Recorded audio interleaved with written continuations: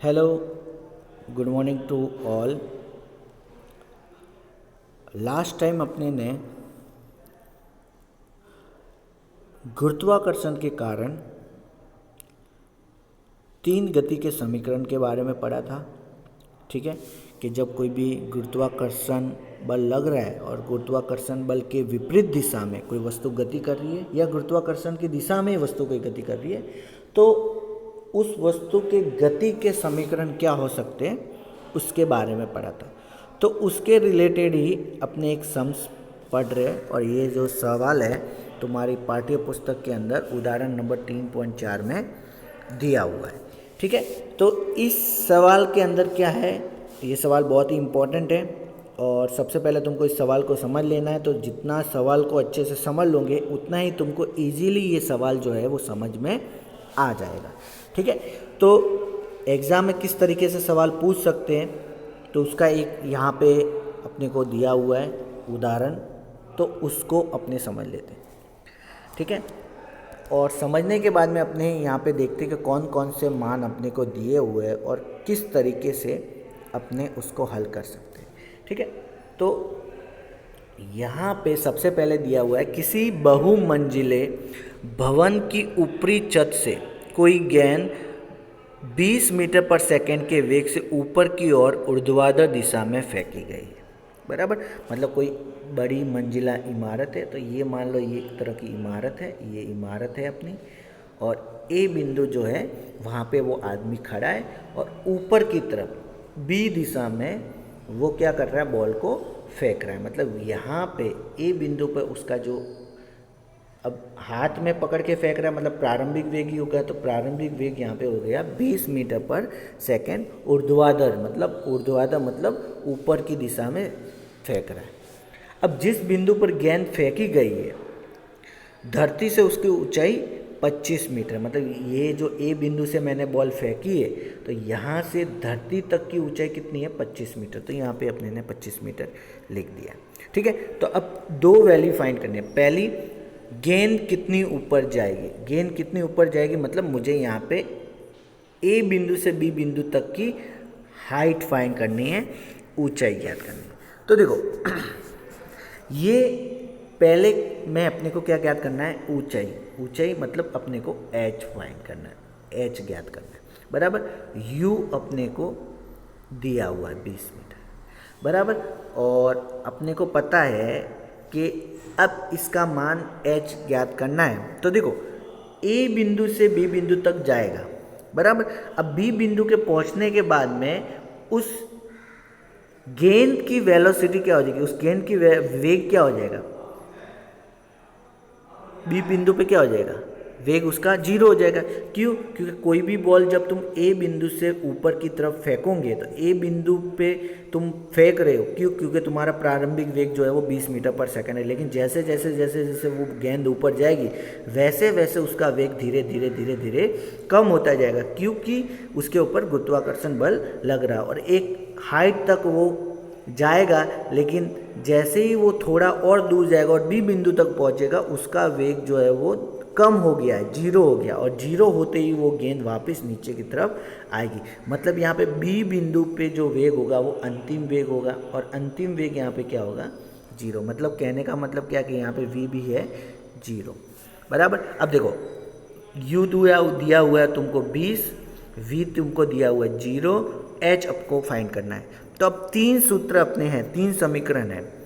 ठीक है, तीन समीकरण अपने को पता है कि एक है v बराबर u प्लस जी टी है, h बराबर u t plus half g t square है और v square equal to u square plus 2g h है।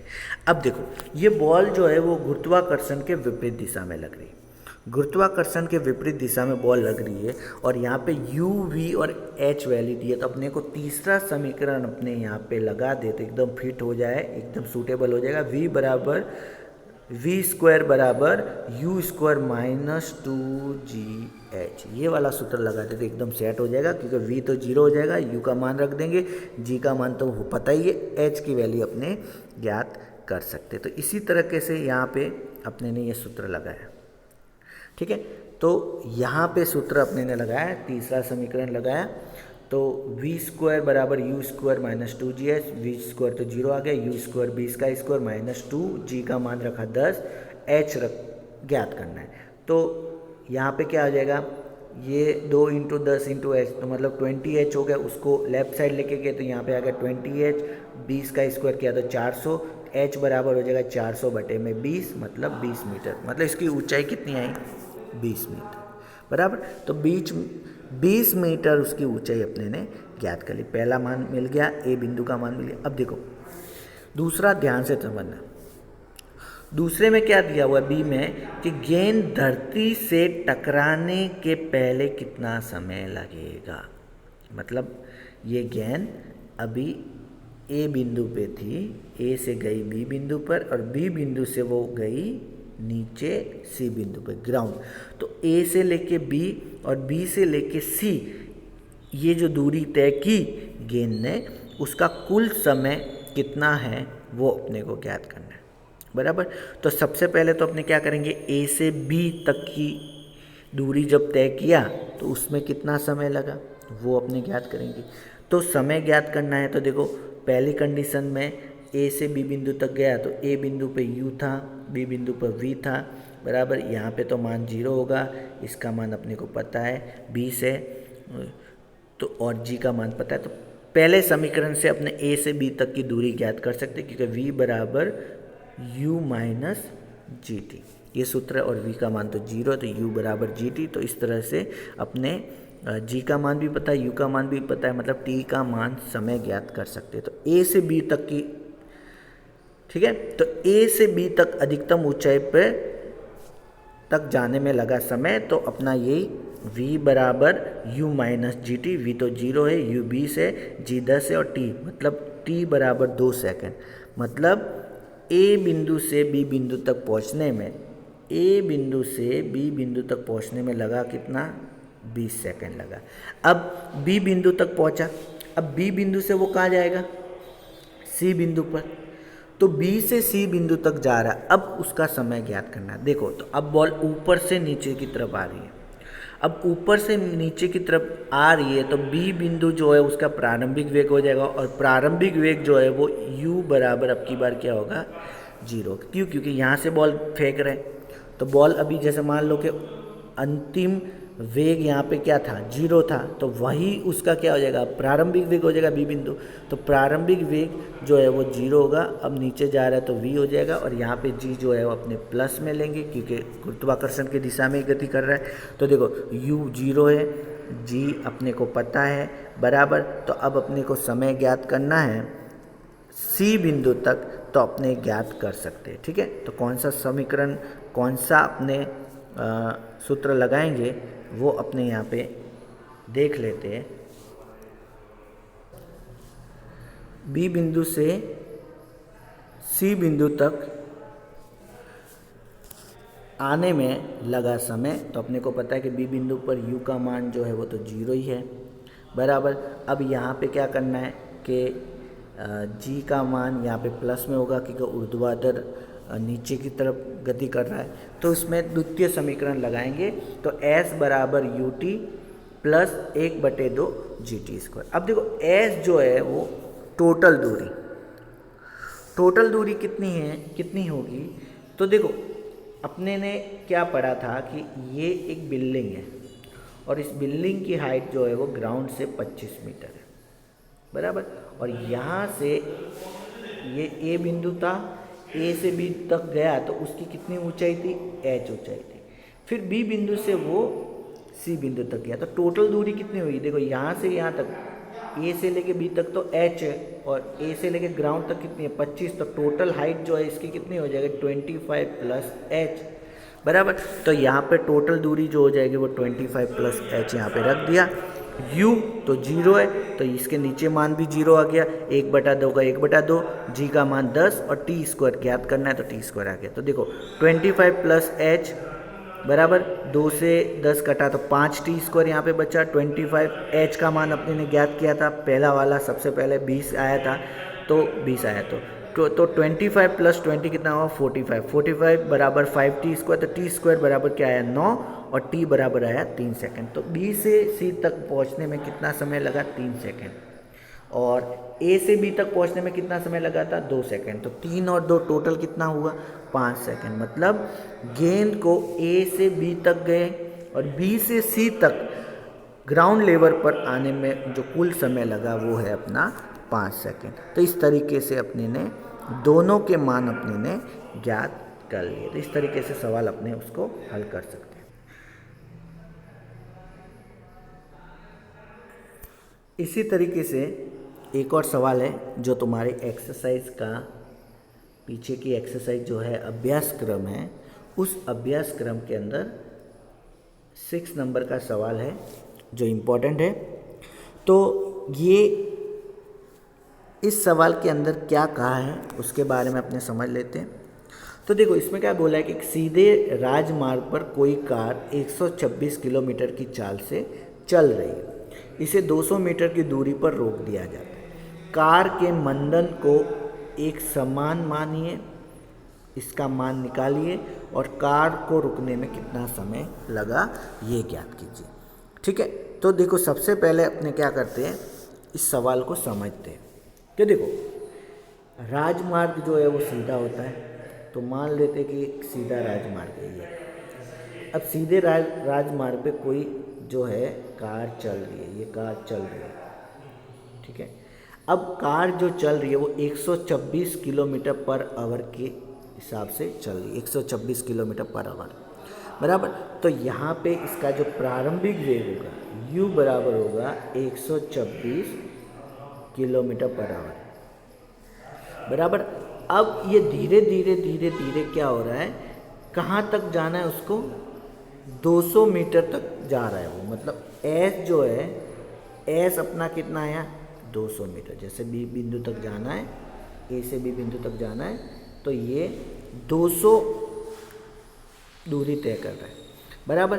अब क्या कर रहा है कि कार के मंदन को एक समान माने। मतलब ये यहाँ से स्टार्ट हुआ A बिंदु से, ठीक है, A बिंदु से स्टार्ट हुआ B बिंदु तक गया, तो कार जो है वो उसका प्रारंभिक वेग 126 किलोमीटर पर आवर था, 200 मीटर तक की दूरी। लेकिन धीरे धीरे धीरे धीरे क्या हुआ, कार मंदन हो रही है। मंदन मतलब उसकी स्पीड धीरे धीरे कम हो रही है। मतलब यहाँ पे जो त्वरण है वो त्वरण धीरे धीरे धीरे धीरे धीरे धीरे जो है वो कम हो रहा है। मतलब यहाँ पे जो A का मान है वो एक्चुअली -A। क्यों? क्योंकि मंदन है, ठीक है ना। धीरे धीरे उसकी स्पीड जो है वो कम हो रही है कार की, इसलिए A का मान जो है माइनस मिलेगा। मतलब त्वरण का मान ज्ञात करना है बराबर। तो सबसे पहले देखो यहाँ पे U अपने को दिया हुआ 126 किलोमीटर पर आवर और दूरी दी हुई है मीटर में। मतलब ये किलोमीटर में और ये मीटर में, तो अपने क्या करते हैं 126 किलोमीटर पर आवर को मीटर पर सेकंड में बदल लेते हैं। तो तुमको एक बात याद रखनी है, कोई भी चीज़ को किलोमीटर पर आवर को मीटर पर सेकंड में बदलना होता है तो तुमको क्या करना है, 5/18 से गुणा कर देने का। ये एक ट्रिक है। 5/18 से गुणा कर दो कोई भी चीज़ को, तो तुमको मीटर पर सेकंड में मान मिल जाएगा। ठीक है, तो इसको मैं 126 से गुणा करूँ तो ये 7 से कट होगा, तो 7 5 जा 35 मीटर पर सेकंड अपने को प्रारंभिक वेग मिलेगा। ठीक है, तो यहाँ पे कौन कौन से मान अपने को दिए हुए वो मैं पहले लिख देता हूँ। ठीक है, कौन कौन से मान दिए हुए हैं, तो सबसे पहले अपने को u दिया हुआ है, तो u मैंने निकाला अभी 35 मीटर पर सेकेंड। फिर अपने को दूरी भी दी हुई है, मतलब मैं लिख देता हूँ s जो है वो अपने को दिया हुआ है 200 मीटर। ठीक है, अब अपने को क्या करना है, a का मान ज्ञात करना है, मंदन का। तो देखो यहाँ पे v का मान तो अपने को पता है कि प्रारंभिक वेग 35 मीटर पर सेकंड है, फिर 200 मीटर की दूरी तक जाके रोक दिया गया मतलब अंतिम वेग तो क्या हो जाएगा 0, मतलब v 0 है। तो देखो u दिया हुआ है, v दिया हुआ है, s दिया हुआ है, a ज्ञात करना है। तो देखो गति का तीसरा समीकरण जो है वो अपने डायरेक्ट लगा सकते हैं, v² बराबर u² प्लस 2s। तो v तो हो जाएगा 0 का स्क्वायर, u हो जाएगा 35 का स्क्वायर प्लस 2a ज्ञात करना और s का मान है 200। तो इसको हल किया तो अपने को आंसर कितना मिला, -3.06 मीटर पर सेकेंड स्क्वायर। अब माइनस में क्या है, क्योंकि यहाँ पे मंदन लिखा हुआ है, और जब कभी भी मंदन लिखा हुआ होता है तो वहाँ पे त्वरण जो है वो ऋणात्मक मिलता है। क्यों? क्योंकि मैंने तुमको बताया था कि जब कोई भी वेग धीरे धीरे धीरे धीरे बढ़ रहा है, जैसे मान लो पहले वेग 0 था और फिर 200 तक पहुंचा, तो उसका त्वरण बढ़ रहा है, ठीक है। लेकिन उसका वेग धीरे धीरे कम हो रहा है, पहले 200 था, फिर 100 हुआ, फिर 50 हुआ, फिर 0, मतलब उसका वेग धीरे धीरे कम हो रहा है। और जब वेग धीरे धीरे कम होगा तब उसका त्वरण ऋणात्मक मिलेगा, जिसको मंदन बोलते हैं और इंग्लिश में बोलते हैं रिटार्डेशन बोलते हैं, ठीक है। तो यहाँ पे त्वरण जो है वो माइनस में मिल रहा है, तो -3.06 बराबर। अब इसमें क्या लिखा है कि कार को रोकने में कितना समय लगा, मतलब की भी फाइंड करना। अब तो सब मान मिल गया, मुझे ए मिल गया, यू मिल गया, वी मिल गया, ठीक है, और दूरी भी पता है, तो कोई भी समीकरण तुम लगा सकते हो। तो इस तरह से मैंने जैसे कि पहला समीकरण लगाया, v बराबर u प्लस ए टी। अब t ज्ञात करना है तो t बराबर हो जाएगा v माइनस यू अपॉन में v कितना है 0, u कितना है 35, और a का मान मिल गया है, माइनस माइनस कट जाएगा तो कितना मिलेगा 11.44 सेकेंड। मतलब 11.44 सेकेंड के अंदर उसकी गाड़ी जो है वो रुक जाएगी। तो इस तरीके से सवाल जो है वो बहुत अच्छे से हल कर सकते हैं। अब तुमको एक बात याद रखनी है कि इस तरह के सवाल तुमको कब आएंगे, जब गति के तीनों समीकरण को तुमने अच्छे से समझ लिया है, और अच्छे से समझने के बाद में उसको प्रैक्टिकली सोचा है कि हाँ ये कंडीशन है और इसमें ये सब मान दिए हुए हैं, तो इस मान दिए तो कौन सा मान कौन से समीकरण से अपने ज्ञात कर सकते हैं। तो इस तरीके से अपने ज्ञात कर सकते हैं। जब तक तुमको ये कॉन्सेप्ट समझ में नहीं आएगा तब तक तुम सवाल को हल नहीं कर पाओगे, रटोगे तो एग्ज़ाम में सॉल्व नहीं कर पाओगे, ठीक है। फिजिक्स का एक ही फंडा है कि हर रोज़ पढ़ो, हर रोज़ नया कुछ ट्राई करो, ठीक है। जितना ज़्यादा तुम अच्छे से बार बार उस सवाल को समझोगे, पढ़ोगे, याद करोगे, तभी तुम उसको समझ पाओगे, ठीक है। तो तुमको रोज़ पढ़ना है, मिनिमम अभी तुम्हारे पास में बहुत टाइम है, पूरा दिन है, तो मिनिमम अभी से ही 3 घंटे पढ़ना चालू कर दो, ठीक है। 3 घंटे, फिर धीरे धीरे 4 घंटे करना, 5 घंटे करना, क्योंकि जितना ज़्यादा तुम पढ़ोगे अच्छे से उतना ही तुमको बेनिफिट जो है वो बाद में देखने को मिलेगा।